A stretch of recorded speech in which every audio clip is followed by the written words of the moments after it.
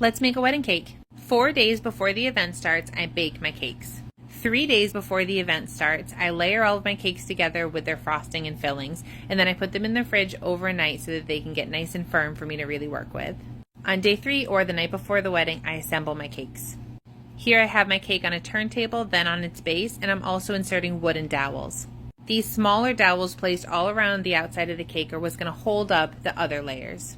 This large dowel going down the middle of the whole cake is what's going to hold all of the cake together and transport.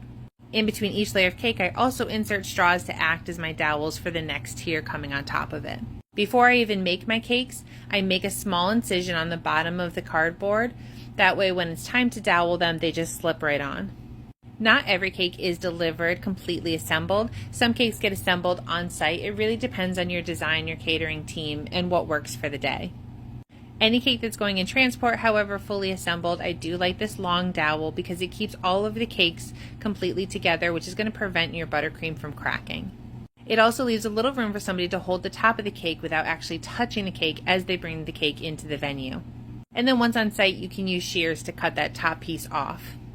I like to use a piping bag to put an even layer of frosting on the outside of my cake, and then I use 2 tools to smooth it out. One is an offset spatula, a small and a large, and then I also use a bench scrape which has that straight edge.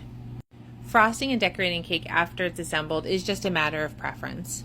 I missed filming it, but I am using a small metal comb to make this texture on the outside of the cake, and then I'm just going back in anywhere where you can see the chocolate cake through the frosting still. This last process can be a little bit tedious.